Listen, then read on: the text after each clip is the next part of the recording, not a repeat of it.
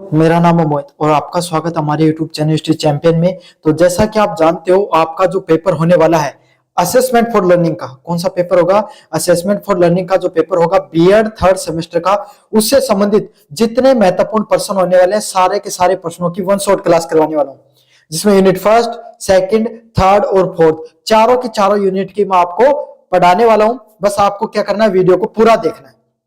साथ के साथ मैं आप सभी बच्चों को एक टारगेट देना चाहता हूं। आप सभी बच्चे मिलकर भाई अपने 25,000 सब्सक्राइबर का टारगेट ले रखा 15 तारीख से पहले पहले। कब तक? 15 तारीख से पहले पहले 25,000 सब्सक्राइबर पूरे करने हैं और मात्र 900 सब्सक्राइबर, ज्यादा नहीं, बस सिर्फ मात्र 900 सब्सक्राइबर कम है। तो आप सभी बच्चे चैनल को सब्सक्राइब कर दोगे तो ये टारगेट आसानी से अपन अचीव कर लेंगे। साथ के साथ जो कोने में व्यू प्रोडक्ट वाला ऑप्शन दिखाई दे रहा है, कौन सा? कोने में जो व्यू प्रोडक्ट वाला ऑप्शन है, इस पे क्लिक करके अगर आप फ्लिपकार्ट और मित्रा से कोई प्रोडक्ट खरीदोगे सबसे ज्यादा डिस्काउंट आपको देखने को मिलेगा। और डिस्क्रिप्शन में टेलीग्राम का लिंक दे रखा है, जरूर ज्वाइन कर लेना, क्योंकि जो पीडीएफ पढ़ा रहा हूं फ्री में आप उसको रिवाइज कर सकते हो। एकदम इजी लैंग्वेज में मैंने नोट्स बना रखे हैं। कहां पर मिलेगी भाई पीडीएफ? आपको कुछ नहीं करना, सिंपल डिस्क्रिप्शन में टेलीग्राम का लिंक दे रखा है, टेलीग्राम चैनल को ज्वाइन कर लेना। आप अगर अभी तो यहाँ पर डाल रखी है मैंने, नीचे की तरफ ही आपको मिल जाएगी, नहीं मिले तो ऊपर की तरफ ऐसे करके देख लेना, मिल जाएगी। और ऐसे भी नहीं मिले तो ऊपर की तरफ जाना भाई, ऊपर की तरफ जाना और यहाँ पर आपके सामने यूनिवर्सिटी चैंपियन पे क्लिक कर देना। फिर यहाँ पर फाइल वाले सेक्शन पे आना है। जैसे सेक्शन पे क्लिक करोगे कोने की तरफ आपको मिलेगा ऑप्शन सर्च वाला, और यहाँ पर लर्निंग सर्च कर लेना भाई, LEARNING लर्निंग सर्च कर लेना। ये स्पेलिंग भाई अच्छे से देख लो। जैसे असेसमेंट फॉर लर्निंग सर्च करोगे बीएड थर्ड सेमेस्टर के नाम से पीडीएफ देखने को मिल जाएगी, जाकर इसको अच्छे से पढ़ लेना आप सभी बच्चों को। ठीक है, तो चलिए शुरू करते हैं क्लास को। पहला प्रश्न है, मापन, आकलन एवं मूल्यांकन की संकल्पना को स्पष्ट कीजिए तथा इनके बीच में अंतर बताइए। तो क्या होता है मापन, क्या होता है आकलन और क्या होता है मूल्यांकन? तीनों की संकल्पना को स्पष्ट करना है तथा इनके बीच में अंतर बताना है। चलिए भाई जानेंगे एक एक करके सभी चीजों को। शिक्षा की प्रक्रिया से शिक्षा की प्रक्रिया में छात्र की प्रगति समझने के लिए मापन, आकलन और मूल्यांकन तीन आधारभूत शुद्ध चीजें होती हैं जो अक्सर एक जैसी लगती है लेकिन अर्थ और स्पष्टता अलग होती है। जब आप शिक्षक बनते हो तब आपके सामने तीन चीजें देखने को मिलती हैं। आप बच्चे की प्रगति को, बच्चा कितना आप जो पढ़ा रहे हो उसको कितना समझ पा रहा है या नहीं समझ पा रहा है, उन सब चीजों का आप मापन करते हो, आकलन करते हो और मूल्यांकन करते हो। तीनों शब्द एक जैसे लगेंगे, अर्थ एक जैसा होता है, लेकिन इनका जो आपके सामने जो पीछे की चीजें होती हैं बहुत माइन्यूट अंतर होते हैं। उन माइन्यूट अंतर को अपन विस्तार से समझेंगे। पहला पॉइंट होता है आपके सामने मापन। मापन क्या होता है? मेजरमेंट। ये एक मात्रात्मक प्रक्रिया होती है जब हम छात्र की योग्यता उपलब्धि की अंकों, प्रतीका और संख्याओं में बदल देते हैं तो उसे मापन के नाम से जाना जाता है। जैसे भाई थारे क्लास में 100 में से 80 नंबर आया तो यो क्या हो रहा है? थारो मापन हो रहा है। समझ में आ गया? जब आप क्या कर रहे हो, जब हम छात्र कितना टैलेंटेड है, कितना योग्यवान है, ये उसकी उपलब्धियों को हम अंकों से, उसकी प्रतीकों से और या संख्याओं में बदल देते हैं कि भाई बच्चे 90% लाया है तो ज्यादा होशियार है, 80 लाया है तो कम होशियार है, 70 से कम है। तो इस तरीके से जब आप बच्चों को आपके सामने क्या कर देते हो, जब उसको मात्रात्मक रूप से उसकी योग्यता को आप बदल देते हो, उसी को किसके नाम से जाना जाता है? मेजरमेंट के नाम से जाना जाता है। इसमें केवल इतना हाउ मच का उत्तर देता है। इससे कितना पता चलता है कि वो बच्चा कितना पढ़ा है, कितना समझा है। इस चीज का अगर आपको उत्तर मिलता है तो आप मापन की श्रेणी के अंदर आप बच्चे का प्रगति को माप रहे हो। जैसे राम ने गणित में 100 में से 85 अंक प्राप्त किए तो ये क्या हो गया? उसका मापन देखने को मिल रहा है।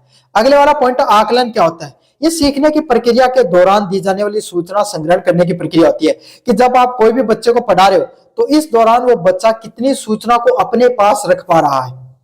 आपने कल बच्चे को पढ़ाया और अगले दिन उससे सवाल पूछा और उसने आपको बता दिया, तो आप क्या कर रहे हो?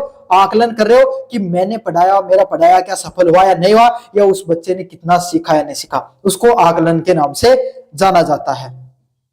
इसका उद्देश्य छात्र को फीडबैक देना, सिखाने की कमियों को दूर करना और सुधारात्मकता होता है। इसे किस लिए कराया जाता है? ताकि जो बच्चा है उसको फीडबैक मिलता रहे, जो विद्यार्थी है उसको फीडबैक मिलता रहे आपके सामने, और सीखने की कमियां कि वो बच्चा कैसे कैसे चीजों को सीखता है ना, वो कहां पर हम और इंप्रूवमेंट कर सकते हैं चीजों को सीखने पर, इसको आकलन के नाम से जाना जाता है। भाई थे पढ़ा तो दियो लेकिन फायदे के अगर सामला समझ में नहीं आएगी, है ना। तो यही है उससे यही चीज नहीं पता चलता कि बच्चे की बौद्धिकता कितनी है, बच्चा कितना सीख पा रहा है, इससे यह भी पता चलता है आप एक शिक्षक के रूप में उस बच्चे को कितना सिखा पा रहे हो। समझ में आ गया? तो ये आकलन होता है। मूल्यांकन क्या होता है? सबसे व्यापक शुद्ध है, इसमें मापन और आकलन दोनों की दोनों चीजें क्या होती है? शामिल होते हैं। मतलब मूल्यांकन क्यों है? जटिल नंबरों भी बेरो पाठ है और जटिल तन क्यों बेरो पाठ रहे हैं, बच्चा कितना सीख पा रहा है उस चीज से भी पता चल रहा है, जहां पर उसको मूल्यांकन या इवैल्यूएशन के नाम से जाना जाता है। यह निर्णय लेता है कि शैक्षिक उद्देश्यों की प्राप्ति किस सीमा तक हुई। इससे आपको यह पता चलता है कि कोई बच्चे को आप पढ़ा रहे हो वो किस सीमा तक सीख पा रहा है, उसको किसके नाम से जाना जाता है भाई? मूल्यांकन के नाम से जाना जाता है। किस नाम से जाना जाता है? मूल्यांकन के नाम से जाना जाता है। अंतर की बात करें, मापन में क्या होता है? मात्रात्मक संख्याओं की बात होगी। समझ में आ गया? आकलन में क्या होगा? प्रतिक्रिया और सुधारात्मकता। भाई पहले बच्चे ने क्लास के अंदर आपने एक चैप्टर पढ़ाया, 10 चैप्टर उसको याद करने के लिए दिया, पहले उसने 3 याद किए, फिर 5 किए, 8 किए, तो इस तरीके से वो बच्चा कितना सुधार हो रहा है वो आपके सामने आकलन में आता है। मूल्यांकन में क्या होता है? निर्णयात्मक, बहुत व्यापक स्तर है। आप वो अंतिम रिजल्ट बना रहे हो कि बच्चे ने कितना सीखा है, कितना नंबर आया, उसको मूल्यांकन के नाम से जाना जाता है। मापन में पक्ष सीमित रहता है। क्या होता है? सीमित पक्ष की बातें होती है। आकलन में मध्यम पक्ष होता है। आप केवल सिर्फ बच्चे का आकलन कर पाते हो। मापन में और आकलन में आप शिक्षण के दौरान बच्चा कितना सीख रहा है और शिक्षक कितना सिखा पा रहा है, दोनों की चीजों के बारे में मेरा पता चल जाता है। और मूल्यांकन आपको बहुत ब्रॉड है, जिसमें हर चीज का आपको ज्ञान हो जाता है। मापन क्या करता है? अंक प्रदान करता है और मतलब आपको भाई कितने प्रतिशत बने, कितने नंबर लेकर आए, इस चीज के बारे में बताता है। आकलन सीखने में सुधार करता है कि कोई बच्चा वो कितनी जल्दी चीजों को सीख पा रहा है। और मूल्यांकन मूल्य निर्धारण और ग्रेड देने पर जोर देता है। समझ में आ गया आपको? शिक्षा में मूल्यांकन के प्रकार, आवश्यकताएं, क्षेत्र और प्रासंगिकताओं की विवेचना कीजिए। जब शिक्षा में मूल्यांकन कितने प्रकार के होते हैं, उनकी जरूरत क्यों होती है, किस क्षेत्र में होते हैं और उनकी क्या प्रासंगिकता होती है, उसके बारे में अपन विस्तार से जानेंगे। मूल्यांकन शिक्षा प्रणाली का वो केंद्र बिंदु होता है जो शिक्षण अधिगम प्रभावशालीता की जांच करता है। क्या होता है? मूल्यांकन जो अपनी शिक्षा प्रणाली होती है उसका वो केंद्र बिंदु होता है, जहां पर शिक्षण और अधिगम की प्रभावशालीता, शिक्षण आप जो पढ़ा रहे हो, अधिगम जो बच्चा सीख रहा है, उन दोनों के बीच में क्या सम्मिश्रण, क्या दोनों अपना काम अच्छे से कर पा रहे हैं, क्या बच्चा अच्छे से सीख पा रहा है, क्या आप शिक्षक के रूप में चीजों को अच्छे से समझा पा रहे हो, इन दोनों चीजों की जिस पे जांच की जाती है उसी को मूल्यांकन के नाम से जाना जाता है। समझ में आ गया आपको अच्छे से? मूल्यांकन के प्रमुख प्रकार क्या होते हैं? पहला होता है रचनात्मक मूल्यांकन, फॉर्मेटिव इवैल्यूएशन। यह शिक्षण के दौरान होता है ताकि छात्र और शिक्षक को निरंतर फीडबैक मिलता रहे। क्या होता है रचनात्मक मूल्यांकन? क्या होता है? शिक्षण के दौरान बच्चों को खड़ा करके बता दिया कि हाँ भाई मैं लाइन पढ़ा रहा था, बता क्या बताया मैंने इसमें। आप पढ़ा रहे हो भाई भारत का भूगोल पढ़ा रहे हो और आपने पूछ लिया भारत की राजधानी क्या, बीच में बच्चे खड़े होकर, तो ये क्या हो गया? शिक्षण के दौरान ही आपको पता चल गया कि बच्चा आपकी बातों को अच्छे से सुन पा रहा है या नहीं सुन पा रहा है। उसी को क्या कहा जाता है? रचनात्मक मूल्यांकन के नाम से जाना जाता है। अगले वाला पॉइंट है योगात्मक मूल्यांकन। यह सत्र या कोर्स के अंत में होता है, जिसका उद्देश्य ग्रेड या परिणाम देना होता है। जब लास्ट में था जो रिजल्ट बनाया करते हो ना, जिसके अंदर था 80%, 60, 70 जितनी तरह उशार हाउस आपको जितने मिला करती, वो योगात्मक मूल्यांकन, जैसा नाम है वैसा इसका काम है।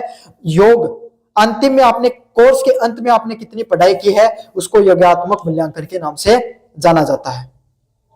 अगले वाला पॉइंट होता है नैदानिक मूल्यांकन। यह छात्र की विशिष्ट समस्याओं और उनके कारणों को पता लगाने के लिए किया जाता है। जो नैदानिक मूल्यांकन क्या होता है? डायग्नोस्टिक एवेल्यूएशन क्या होता है? छात्र को किन किन समस्या, कौन कौन से विषयों में समस्याएं आती हैं और उन समस्याओं को कैसे दूर किया जाता है, जब इस प्रकार का मूल्यांकन किया जाता है उसको क्या कहा जाता है? नैदानिक मूल्यांकन, डायग्नोस्टिक एवेल्यूएशन के नाम से जाना जाता है। समझ में आ गया? जैसे कि बच्चे को भाई साइंस में दिक्कत आ रही है, तो आपको पता चला है ना, आप एक शिक्षक के रूप में आप साइंस के शिक्षक हो और आपको पता चला कि चलो बच्चों के साइंस में भी फिजिक्स में ज्यादा दिक्कत आ रही है, आपने ज्यादा गौर लगाकर उस पर मेहनत की, तो वो नैदानिक मूल्यांकन होगा। डायग्नोस्टिक इवैल्यूएशन के नाम से जाना जाता है उसको। आवश्यकताएं और प्रासंगिकता, छात्रों के लिए अपनी शक्तियों और कमजोरियों को जानने तथा प्रेरणा प्राप्त करने के लिए। भाई इसका फायदा क्या है? भाई एक तो विद्यार्थी को पता चलेगा कि आपकी कहां पर कमजोरियां हैं, आप किस क्षेत्र में बेहतर कर रहे हो। साथ के साथ एक बच्चा लगातार किसी क्षेत्र में बेहतर करता चला जाएगा तो उसको प्रेरणा भी मिलती है। साइंस गणित में अगर कोई बच्चा लगातार अच्छा कर रहा है और आप उसको लगातार बता रहे हो कि बहुत बेहतर कर रहे हो बच्चे तुम, तो वो बच्चा गणित को पढ़ने के प्रति उत्सुक रहेगा।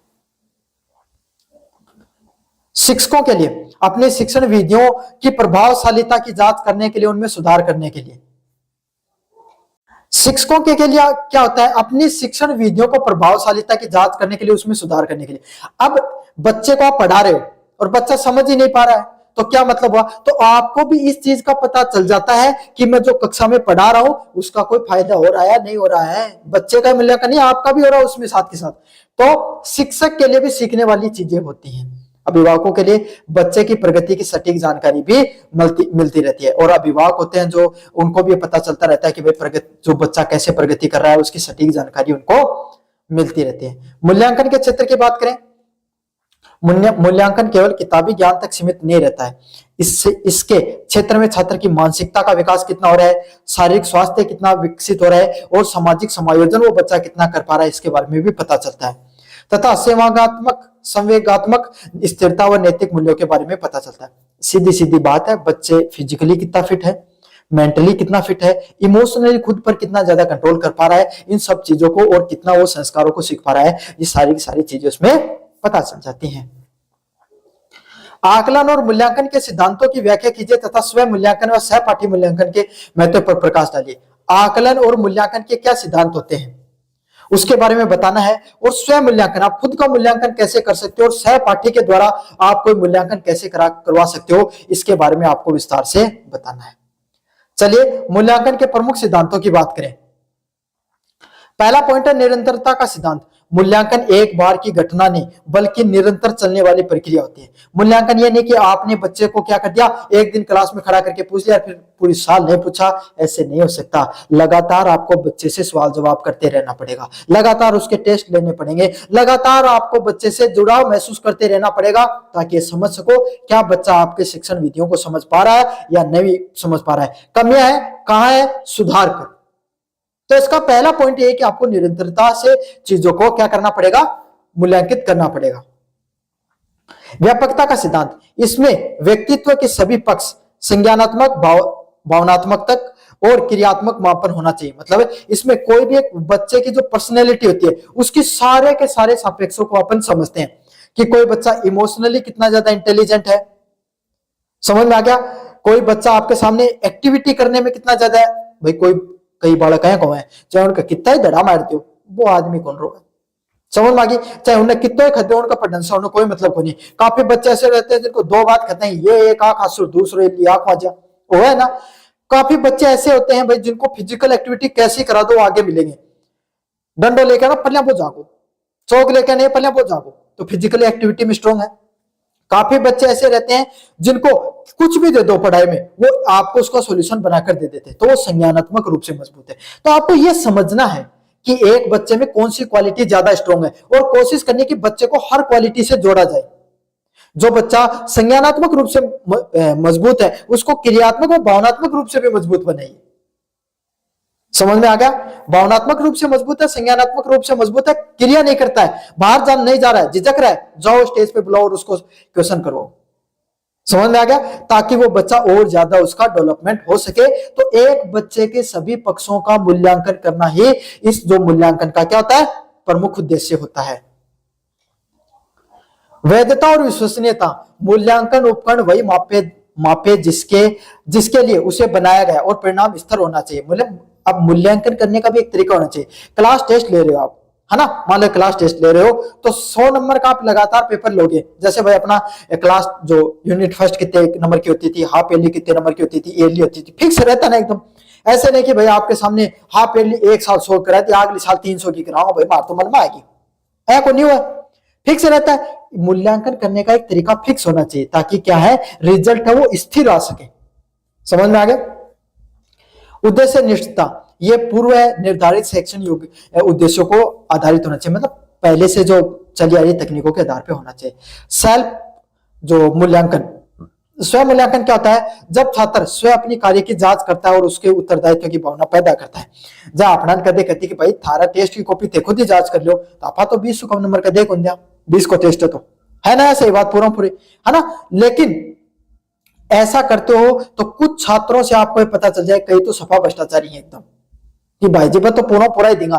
कई है कहीं जो समझदार भी है, ईमानदार आदमी, जो भाई जन का 18 बन रहे 18 देगा। कई है जो थोड़ा थोड़ा कर लेगा भ्रष्टाचार, जब मान 20 सारे गुण उनका 17 बन रहा 18 कर लिया। कई है का बालक भी हुए हैं, है ना। तो ये उस बच्चे से, लेकिन आपको उसके अंदर उत्तरदायित्व की भावना पैदा करते हो, उसकी गलतियों को पहचाना और सुधारना सीखता है। क्या करता है बच्चा? अब कहां पे वो खुद की गलतियां कर रहा है। ये तो नंबरों की बात थी, हंसी मजाक की, लेकिन इस चीज से भी पता चलता है कि भाई बच्चा खुद ही सीखता है कि वो कहां पर गलतियां करता है और उसको कैसे सुधारना है। ये सब चीजों के बारे में उसे खुद ही पता चल जाता है। अगले वाला मूल्यांकन होता है सहपाठी मूल्यांकन, पीयर असेसमेंट। जब छात्र एक दूसरे के कार्य को मूल्यांकित करते हैं उसको क्या कहा जाता है? सहपाठी मूल्यांकन या पीयर असेसमेंट के नाम से जाना जाता है। छात्रों में आलोचनात्मक सोच, क्रिटिकल थिंकिंग विकसित होती है। भाई क्लास में एक बच्चे को आपने खड़ा करके पूछा, बताओ भाई मोहन मोहन का 20 नंबर आए हैं, कॉपी चार्ज करके बताइए कटे कटे कमी कर रखी है ना। तो बच्चों के अंदर क्या होता है? Critical thinking. लेकिन अपने क्रिटिकल ने क्रिटिसाइजिंग थिंकिंग उत्पन्न है, बोले मोहन का ज्यादा नंबर आने आपकी बार दे 17 ही कर देगा, है ना। ऐसा नहीं होना चाहिए। इससे बच्चे के अंदर खुद के अंदर एक क्षमता विकसित होती है जिससे वो सोच पाता है कि मोहन 20 में से 20 हर बार नंबर ला रहा है तो क्यों ला पा रहा है, वो उसके लिखने का तरीका कैसा है, उसकी हैंडराइटिंग कैसी है, उसकी समझ कैसी है, वो पढ़ता कैसा है। अगर बच्चे को आप ये सब चीजें समझा पाते हो तो उसकी क्रिटिकल थिंकिंग मजबूत होती है, और यही थिंकिंग है ना आगे जाके बहुत काम आता है। कोशिश करो कि साथ थे बढ़िया टीचर बनोगे वो तो भविष्य में भी पाठक हो, बढ़िया जाके बढ़िया ला के सरकारी नौकरी, बढ़िया टॉप पार्टिया पर गाल के चादर थे तो सोओगा राम। और पाया खदो भाई मान तो ऐसा में ड्यूटी लगाती ही काम कठिन करा था। अगले वाला है एक अच्छे मापन उपकरण की प्रमुख विशेषताओं का वर्णन कीजिए, है ना। और बाकी रैक है पापी डाला पढ़वा लियो। एक अच्छा मापन उपकरण की प्रमुख विशेषताएं क्या होती हैं? किसी भी मापन उपकरण में जैसे परीक्षा, प्रश्नावली या स्केल को अच्छा तब तक माना जाता है। मैं एक कमेंट पूछना चाहूंगा आप सभी बच्चों से, भाई आप में से काफी बच्चे ऐसे हैं जो इस बीएड कर रहे हो, इसमें 50% तो बच्चे ऐसे हैं जिनको कोई लेना देना नहीं है बीएड से टीचर बनने से, लेकिन 50-60% बच्चे ऐसे हैं जिनको भाई बीएड से उनका लक्ष्य है कि जीवन में टीचर बनना है। तो आप सभी बच्चे कमेंट करके मेरे को ये बताओ कि आप टीचर बनना चाहते हो तो क्यों बनना चाहते हो? समझ में आ गया क्या लक्ष्य है आपको? और अगर आप गवर्नमेंट टीचर की तैयारी करोगे ओबियसली, तो गवर्नमेंट टीचर में अगर आपको गवर्नमेंट स्कूलों में अगर कुछ एक इंप्रूवमेंट करना पड़े तो आप कौन सा इंप्रूवमेंट करो? कमेंट करके जरूर बताना मेरे को, ताकि मैं भी देखूं कि सोच रखो थे सिस्टम में सुधार की, क्योंकि कदे थे बड़ा ऑफिसर भी बन सको हो। किसी भी मापन उपकरण जैसे परीक्षा, प्रश्नावली या स्केल को अच्छा तब तक माना जाता है जब वैज्ञानिक मानकों पर खरा उतरता है। अब कोई भी टेस्ट करोगे तो कोई भी टेस्ट जब तक सही को नहीं हुआ, जब तक उसमें हर वो वैज्ञानिक विद्या है उसकी वो सही हो पाए या नहीं हो पाए, अगर उन सभी मानकों पर अगर वो खरा नहीं उतर पाता है तो वो आपके सामने वो टेस्ट है वो सही नहीं है, कोई परीक्षा प्रश्नावली वो सही नहीं है। वैज्ञानिक ढंग से प्रूव होना जरूरी होता है। वैज्ञानिक ढंग से क्या क्या होना चाहिए? वैधता, यह सबसे महत्वपूर्ण गुण है। इसका अर्थ होता है परीक्षण उसी उद्देश्य या कौशल का मापन करे जिसके लिए बनाया गया है। वैधता का अर्थ यह है कि भाई अगर आप कोई भी परीक्षण कर रहे हो तो कोई भी परीक्षण कोई भी उद्देश्य या कौशल के लिए मापन के लिए बनाया गया है वो उसका होना चाहिए। जब गणित भाषा का आप टेस्ट ले रहे हो तो हम गणित का सवाल होना चाहिए, कहते कौन से विज्ञान का सवाल पूछने लगा, आज के विज्ञान का सवाल भी लेकिन कभी गणित से जुड़े हुआ आना चाहिए। समझ में आ गया? कदे हिंदी बोले आप हिंदी का बारे में लिखो, गणित के टेस्ट में ऐसा नहीं कर सकते, तो उसकी वैधता होनी जरूरी है। विश्वसनीयता, यदि एक ही परीक्षण में एक ही समूह के अलग अलग समय अलग अलग परीक्षकों द्वारा जांचा जाए। अब क्यों गो भाई एक कक्षा में टेस्ट कर रहे हो, एक तो वही टेस्ट एक बच्चा 3 घंटा टाइम दे दियो और एक ने 5 घंटा टाइम दे दियो, सेम बराबर कक्षा में, कोई उनको स्पेशल डिसेबिलिटी नहीं है, लेकिन आप उसको अलग अलग समय दे रहे हो, अलग अलग टाइम दे रहे हो, मन मर्जी से सब कुछ चल रहा है, विश्वसनीयता नहीं होगी, वो पेपर फेल हो जाएगा। समझ में आ गया? वस्तुनिष्ठता, परीक्षण के दौरान ऐसा होना चाहिए जिस पर परीक्षक की व्यक्तिगत राय, पसंद या मूड का कोई प्रभाव नहीं पड़े। अब थे पढ़ रहे हो, अगर थे शिक्षक हो तो थारा नहीं होना चाहिए कि बहुत तो होशियार है क्लास में, वो किमी लिख दूंगा तो पूरा नंबर दूंगा, आ सोच नहीं होनी चाहिए कभी भी थारी। सुरेश क्लास में पीछे बैठा मतलब ही पढ़ाई हूं उसका तो मैं नंबर दू ही को नहीं, अहिया की सोच नहीं होनी चाहिए कोई जाति का आधार पे, कोई धर्म का आधार पे, है ना। खास करके इन विचारधाराओं से हम बहुत प्रताड़ित हैं, आपको पता नहीं है ना। और कोई समुदाय विशेष के प्रति, कोई व्यक्ति विशेष के प्रति आपके अंदर क्या नहीं होनी चाहिए, एक बायसनेस नहीं होना चाहिए। हर व्यक्ति शिकार होता है इसको आपको पहचानना है। अधिकतर लोगों को क्या रहता है, भाई मैं तो मेरा जाति वाला टाबरा आगे बैठाऊंगा, मैं तो मेरा धर्म वाला आगे बैठाऊंगा। आप एक शिक्षक हो, शिक्षक सभी वर्गों के लिए होता है। गरीब हो, अमीर हो, उच्च जाति हो, पिछड़ी जाति हो, आपके सामने किसी धर्म का हो, सब शिक्षक सबका होता है। और जिस दिन आपने ये चीजें समझ ली, और आप खास करके आजकल की, खैर इन सब चीजों से लोग तो आगे बढ़ चुके हैं, लेकिन एक चीज के पीछे बहुत राजनीति से बहुत ज्यादा प्रताड़ित है। बोले वो फलाने गुरुजी तो बोले माले विषय को, बोले ओए कौन पढ़ाऊं, मैं क्यों पढ़ाऊं। इस चीज के भी काफी लोग शिकार होते हैं। तो आपको इस शिकार से भी दूर होना बहुत ज्यादा जरूरी होता है। तो यही है भाई, आपको जो कोई भी टीचर जो टेस्ट ले रहा है, जो शिक्षक, उसकी खुद की राय, पसंद और मूड का कोई प्रभाव नहीं पड़ना चाहिए। कोई घर थे लड़ाई करके आगा टाबर का 0-0 नंबर दे दिया, वो भी नहीं होना चाहिए।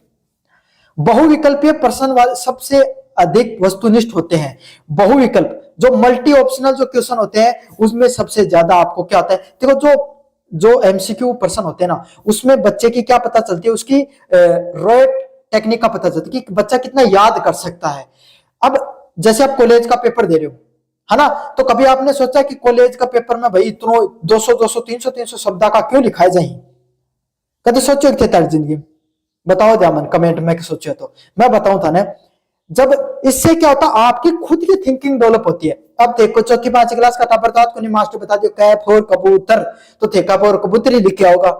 आप थे कॉलेज में होगा, समझदार होगा, दुनियादारी की था समझ में आ गई, तो टीचर जो पढ़ायो है वो पढ़े थे, उसका बाद में थारी खुद की कह रही उस चीज पे इकले 200-300 शब्द का ऐसे टाइप प्रश्न आवा है, समझ में आ गई, है ना। ताकि ते खुद की भी कुछ विचारधाराओं के अंदर लिख के आओ। बात अलग है, थे धुरंधर मूवी की स्टोरी लिख के जाओ उनके अंदर।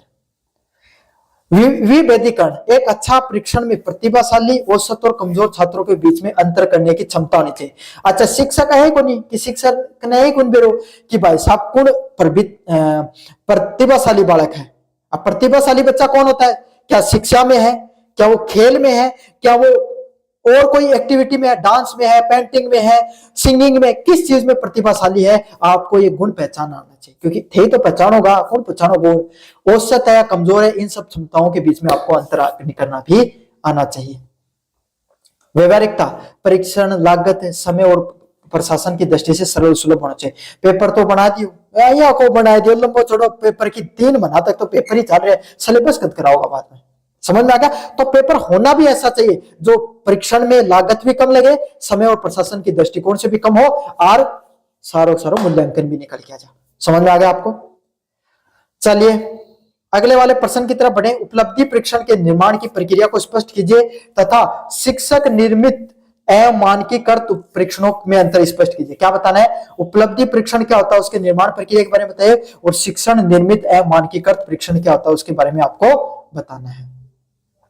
उपलब्धि परीक्षण अचीवमेंट टेस्ट निर्माण के चरण के बारे में बताइए।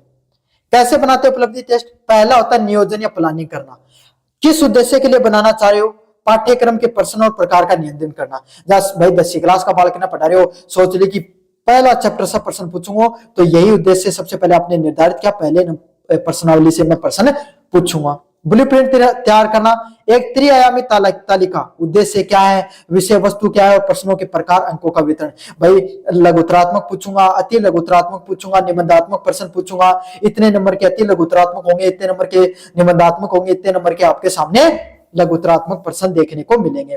आप ये अलग अलग प्रकार की चीजों पर क्या करते हो, विभाजन करते हो। ये टॉपिक ज्यादा महत्वपूर्ण है, इससे ज्यादा सवाल पूछूंगा, ये थोड़ा कम महत्वपूर्ण है, कम सवाल पूछूंगा। पूरी की पूरी प्लानिंग करते हो। इसी को किसके नाम से जाना जाता है? ब्लूप्रिंट के निर्माण से जाना जाता है। प्रश्नों की रचना, ब्लूप्रिंट के आधार पे सरल, मध्यम व कठिन प्रश्नों को लिखना। अब आप ये चीज निर्धारित करोगे ब्लूप्रिंट के आधार पे कि कौन सा प्रश्न आसान है, कौन सा कठिन है और कौन सा मध्यम दर्जे का प्रश्न है। क्यों? क्योंकि ये पता होना जरूरी भी है। समझ में आ गई आपको? अगर आपको परीक्षा का जब निर्माण किया जाता है ना, तो कम से कम 30-40% आपको जो इजी प्रश्न पूछे जाते हैं ताकि बच्चा पास हो सके। फिर 40% इजी प्रश्न, 30%, 40% या आपके सामने 30% मान लो या 35% मान लो मध्यम दर्जे के प्रश्न, और 25% है कहना चाहिए कि बच्चा का थोड़ो बेरो पट्टे ज्ञान लियो है कौन लियो, हार्ड पर्सन, कठिन पर्सन। अगले वाला है प्रारंभिक जांच करना। परीक्षण को एक छोटे छोटे समूह पर लागू करके कमियों पे सुधार लाना। आप परीक्षण को छोटे छोटे समूह में, भाई आपका सामने उसका कि एक टेस्ट ने 3 बार में ले लियो, 10 चैप्टर दिया बच्चा ने तो पहले 3 यूनिटों को ले लो, फिर 3 यूनिटों को ले लो, फिर 3 यूनिटों को टेस्ट ले लो। इस प्रकार से भी आप कर सकते हो। और अंतिम प्रारूप परीक्षण का अंतिम रूप देना और आपके सामने उत्तर कुंजी तैयार करना। समझ में आ गया? शिक्षक निर्मित नमूना मानकीकृत परीक्षण क्या होता है? निर्माण कक्षा शिक्षक द्वारा स्थायी जरूरत हेतु, जो देखो भाई शिक्षक क्लास टेस्ट है करते हो वो शिक्षक निर्मित परीक्षण होया करते हो। मानकीकृत क्या हो भाई आपके सामने जो 10वीं क्लास में बोर्ड की क्लास होया कर पेपर होया करते हो वो मानकीकृत परीक्षण होया करते हो। अब इसमें क्या होता है भाई, क्लास के अंदर आपका जो टेस्ट लिया जाता है शिक्षक ही उसको अपनी जरूरतों के हिसाब से बनाता है, उसको क्या कहा जाता है? शिक्षक निर्मित परीक्षण होता है। और कोई भी विशेषज्ञों के समूह द्वारा वैज्ञानिक विधि के द्वारा जब कोई भी टेस्ट बनाया जाता है उसको मानकीकृत परीक्षण के नाम से जाना जाता है। अगले वाला क्षेत्र की बात करें, केवल एक कक्षा एक स्कूल तक ही सीमित रहता है। भाई आपके सामने है थोड़ी कि थारी क्लास को टीचर दूसरे 5-10 गांव दूर स्कूल को पेपर टेस्ट लेने जा रहे हैं, ऐसा नहीं होता, आपका ही लेगा वो तो। ऐसा भी नहीं कि 10th क्लास का टीचर है वो आपको फर्स्ट क्लास के अंदर टेस्ट लेने चला गया या 3rd क्लास में लेने चला गया। राष्ट्रीय या राज्य स्तर पे व्यापक क्षेत्र, अब 10th क्लास के बोर्ड का एग्जाम होती है पूरे राज्य में होता है, सीबीएसई बोर्ड की पूरी भारतवर्ष में होती है, तो राष्ट्रीय व राज्य स्तर पे मानकीकृत एग्जाम देखने को मिलते हैं। विश्वसनीयता कम होती है भाई, विश्वसनीयता कम ऐसी होगी कि कुछ ना कुछ कमी बेसी भी होगी तो अपन सही कर लेते हैं। बहुत अधिक और प्रमाणिकता होती है, इसमें क्या होती है मानकीकृत में प्रमाणिकता अधिक देखने को मिलती है। इकाई परीक्षण, मासिक जांच या बोर्ड परीक्षाओं के लिए प्रभावी देखने को मिलता है मानकीकृत वाला। निदानात्मक परीक्षण का निर्माण, उपचारात्मक सामग्री की तैयारी तथा परीक्षण मंद विश्लेषण, कठिनाई स्तर व वेदन शक्ति की विवेचना कीजिए।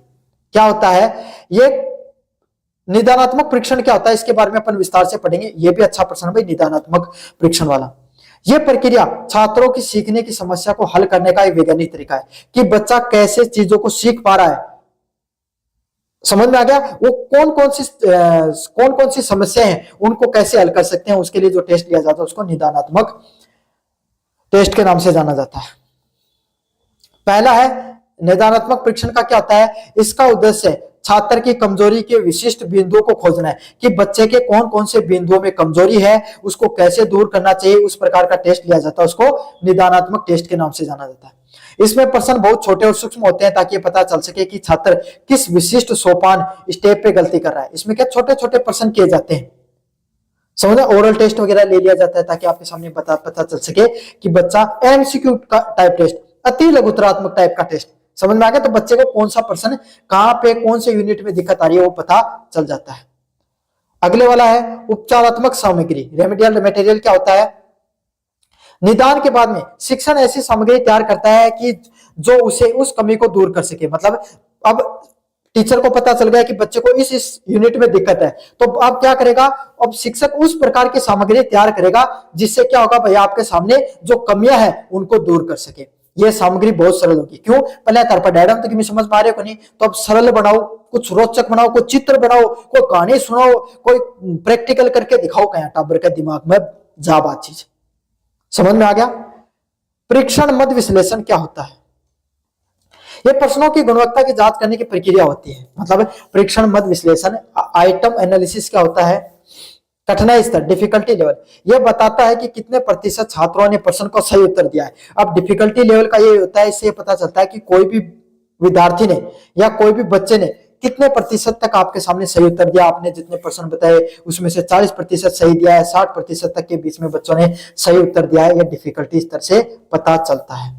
विवेदन शक्ति क्या होती है, यह प्रश्नों की वह क्षमता होती है जिससे पता चलता है कि प्रतिभाशाली छात्र ने उसे सही किया है और कमजोर छात्र ने गलत। यदि दोनों ने सही या गलत किया तो प्रश्न की गुणवत्ता खराब है। ना तो कमजोर बालक कर पा रहे हो, ना होशियार कर पा रहे हो, ना मध्यम दर्जा कोई कर पा रहे हो, तो प्रश्न काम कोई नहीं। वो ऐसे कौन कर देता कि तीसरी होती सर आउट ऑफ सिलेबस आ गया पेपर हमारा, तो वही प्रश्न था।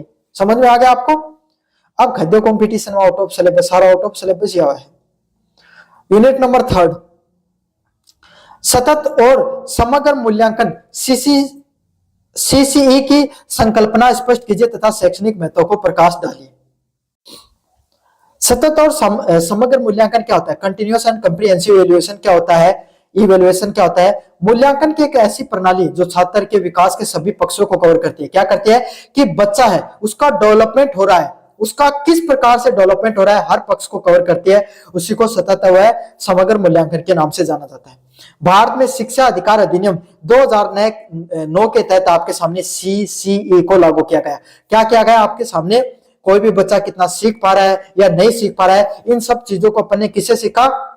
शिक्षा का अधिकार अधिनियम 2009 है, इसके तहत अपन ने सारी की सारी चीजों को समझा है।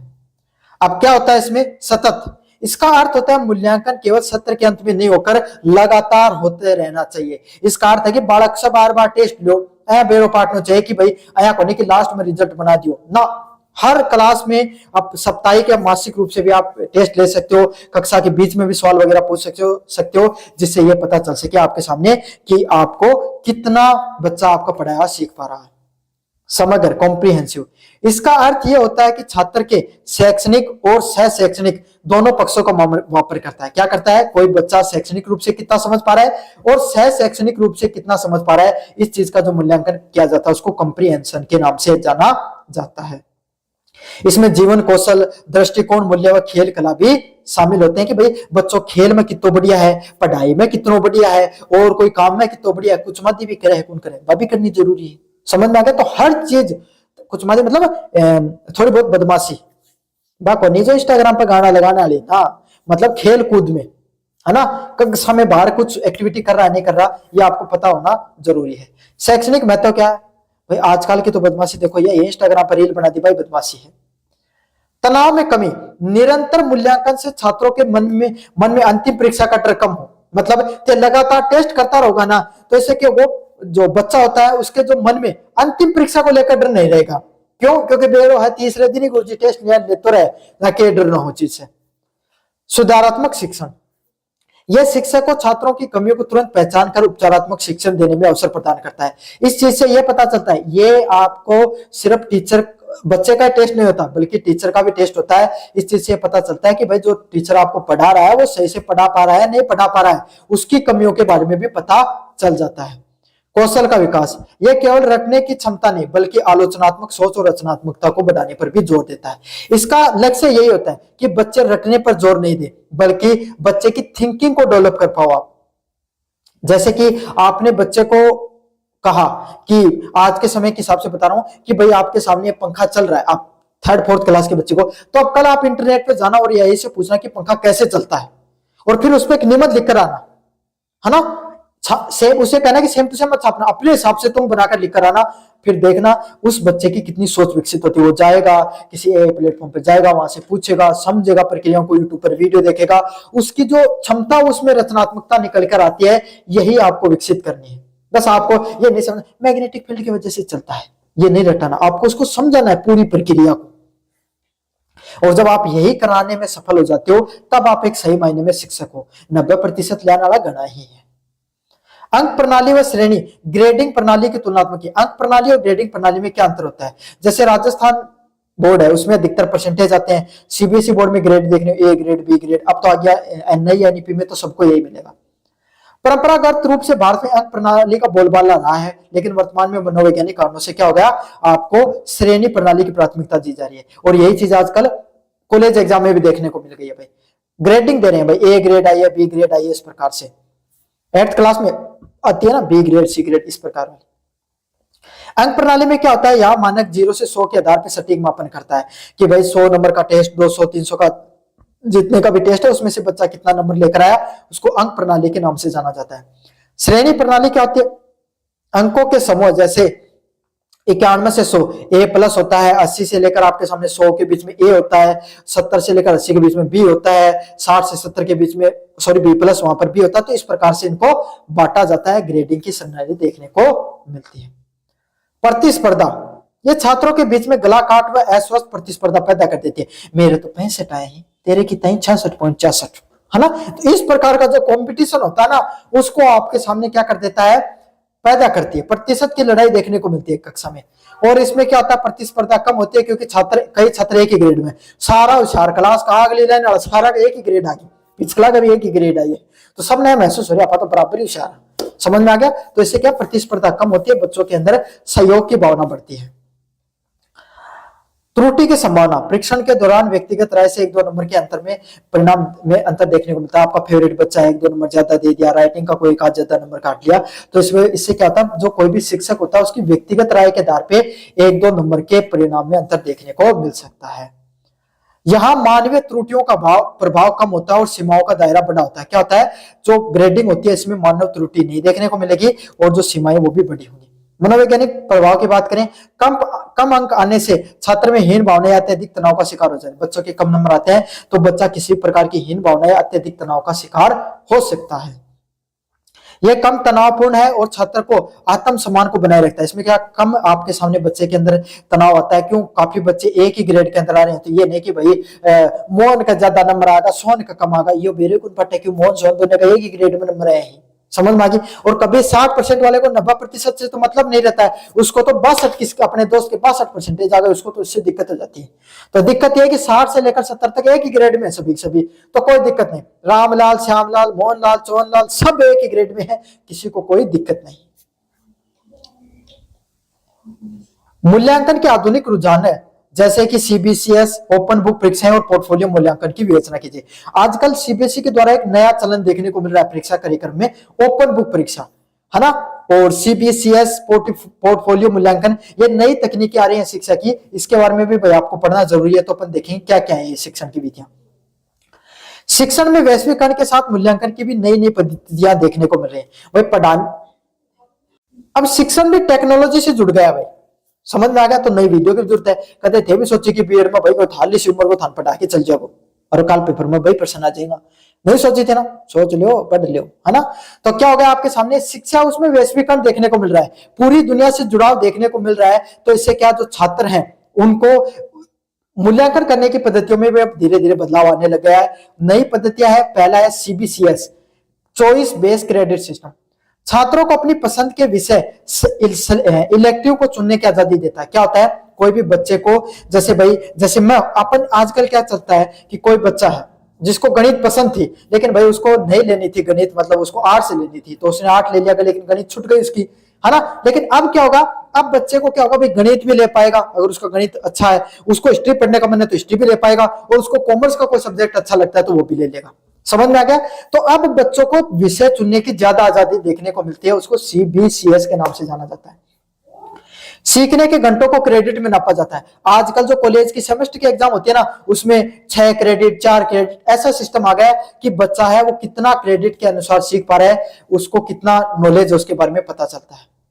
यह शिक्षा को लचीला और वैश्विक मानकों के अनुरूप बना रहा है। इससे क्या होता है भाई, शिक्षा वो और ज्यादा फ्लेक्सिबल हो गई है और वैश्विक रूप से मानकों पर है। ओपन बुक परीक्षा क्या होती है, इस परीक्षा में छात्रों को पाठ्य पुस्तक या नोट्स ले जाने की अनुमति था। जो पहले थे के करता, कदे कॉपी में टीप के ले जाता, कदे किताब पर लिख जाता, कोई कॉपी का ले जाता, और या करती था समस्या टिप्पण की। अब सरकार खरीदती टिप्पो, नोट्स ले जाओ, पाठ्यक्रम पाठ्य पुस्तक जो किताब है भाई ले जाओ, है ना। इसका उद्देश्य बच्चों को याद रखने की बजाय उसकी विश्लेषण करने की क्षमता। लेकिन प्रश्न कह कहूंगा, प्रश्न है को नहीं आओगे कि भैया आपके सामने वो सेम टू सेम टिप के लिख देगा ना, उसमें भी आपको क्रिएटिव दिमाग लगाना पड़ेगा।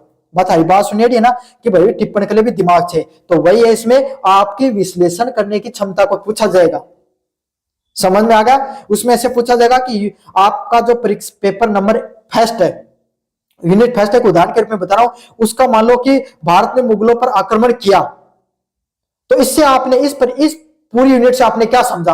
अब टिप लेके पूरे सबको भी थोड़ी लिख किया होगा, क्या लिखेगा बच्चा, उसने उसके अंदर क्या सीखा है उसका पूरा विश्लेषणात्मक चीजें लिख कर आएगा। तो इससे बच्चे की जो रटने की प्रवृत्ति कम हो जाएगी और विश्लेषण करने की पद्धति है वो धीरे धीरे बढ़ने लग जाएगी।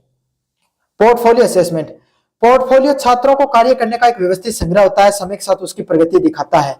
जैसे कि भैया आपके सामने जो डेली डायरी बनाया करते थे ना, कुछ वैसी होती है, कोई भी बच्चे के द्वारा क्या प्रोजेक्ट किए गए, कैसी पेंटिंग बनाई गई, कहाँ कौन कौन से निबंध किए गए, सह पाठ्यक्रम में कौन सी गतिविधियां की गई, ये सब जिस डायरी में लिखा जाता है उसको पोर्टफोलियो मूल्यांकन के नाम से जाना जाता है।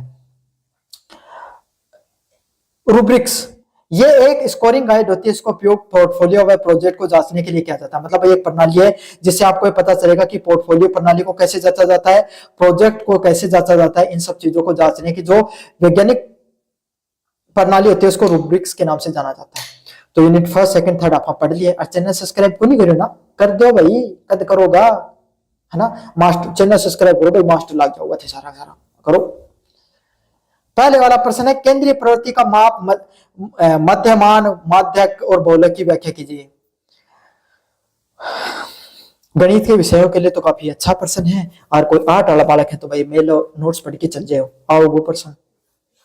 केंद्रीय प्रवृत्ति की माप का तात्पर्य होता है एकल अंक से पूरे डाटा का प्रतिनिधित्व करना। सीधी सीधी बात है, एक कक्षा में 100 बालक है, ठीक है, और सबको एवरेज काट दियो तो के बार बेरो पटे तो आपके सामने कि 50% एवरेज नंबर आने कोई भी बच्चा का है, वो ही केंद्रीय प्रवृत्ति है। ये एक प्रकार से औसत है, जहाँ कोई को 50 आया, कोई को 60 आया, कोई को 70 आया, कोई को 80 आया, कोई को 90 आया, कोई को 62 आया, कोई को 65 आया, कोई को 63 आया, कोई को 73 आया, सारा को जोड़ करके नीचे जितना बालक उनसे डिवाइड करोगे तो कितना एवरेज निकले, 50 निकले, वो ही केंद्रीय प्रवृत्ति है। मतलब कम अहिया खेस को थे प्रिंसिपल ने, भाई प्रिंसिपल सर था पूछा कि भाई सोनलाल जी कल टाबरा को टेस्ट लियो कितना नंबर बनने टाबरा का, तो देखो का साहब 50 से कोई एवरेज बैठ रही है।